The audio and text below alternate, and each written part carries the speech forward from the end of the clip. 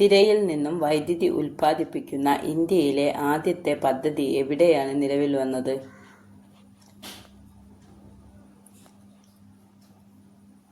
വിഴിഞ്ഞം. കേരളത്തിൽ പരമ്പരാഗത വ്യവസായങ്ങളിൽ ഏറ്റവും കൂടുതൽ ആളുകൾ തൊഴിൽ ചെയ്യുന്ന വ്യവസായം ഏത്? കയർ.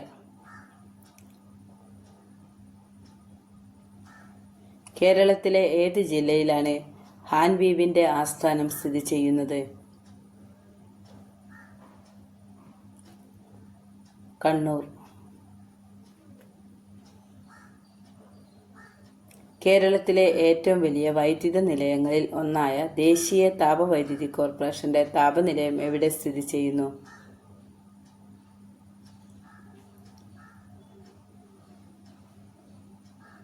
കായംകുളം, ആലപ്പുഴ. കബനി ഏത് നദിയുടെ പോഷക നദിയാണ്? കാവേരി. കൈത്തറി തൊഴിലാളികളുടെ ക്ഷേമത്തിനായി കേരള ഗവൺമെന്റ് നടപ്പാക്കിയ പദ്ധതി ഏത്? കത്രിക.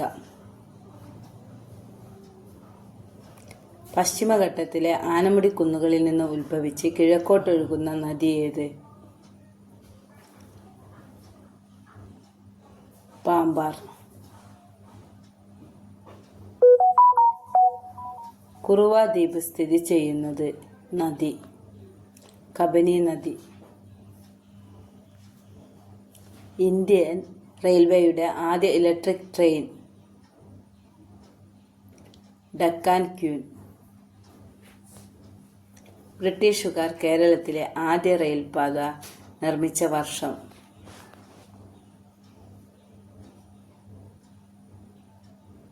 1861. ISO സർട്ടിഫിക്കറ്റ് ലഭിച്ച കേരളത്തിലെ ആദ്യത്തെ വിമാനത്താവളം? തിരുവനന്തപുരം. ഇന്ത്യയിലെ വ്യോമഗതാഗതം ആരുടെ നിയന്ത്രണത്തിലാണ്? Airport authority of India. Railway സ്റ്റേഷനുകളിൽ കുഞ്ഞുങ്ങൾക്ക് ചൂടുപാലും ഭക്ഷണവും ലഭ്യമാക്കാൻ റെയിൽവേ മന്ത്രാലയം ആരംഭിച്ച പദ്ധതി?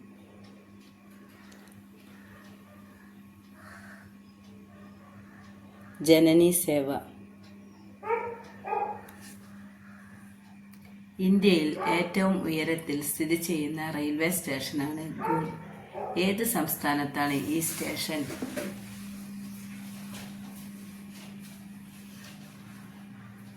പശ്ചിമ ബംഗാൾ. കേരളത്തിൽ ഏറ്റവും കൂടുതൽ വനപ്രദേശമുള്ള ജില്ല? ഇടുക്കി. കേരളത്തിൽ ഏറ്റവും കൂടുതൽ നദികൾ ഒഴുകുന്ന ജില്ല? കാസർഗോഡ്. കേരളത്തിൽ ഇടവപ്പാതി എന്നറിയപ്പെടുന്നത്? തെക്ക് പടിഞ്ഞാറൻ മൺസൂൺ. ചെന്തുരുണി വന്യജീവി സങ്കേതം ഏത് ജില്ലയിലാണ് സ്ഥിതി ചെയ്യുന്നത്? കൊല്ലം. കേരളത്തിലെ ഏറ്റവും ഉയരം കൂടിയ അണക്കെട്ട്? ഇടുക്കി. പശ്ചിമഘട്ടത്തിൽ എത്ര ചുരങ്ങളുണ്ട്? 16. സമുദ്രനിരപ്പിൽ നിന്നും ഉയരത്തിൽ സ്ഥിതി ചെയ്യുന്ന ശുദ്ധജല തടാകം? പൂക്കോട് തടാകം. കേരളത്തിലെ ഏറ്റവും വലിയ ശുദ്ധജല തടാകം? ശാസ്താംകോട്ട കായൽ.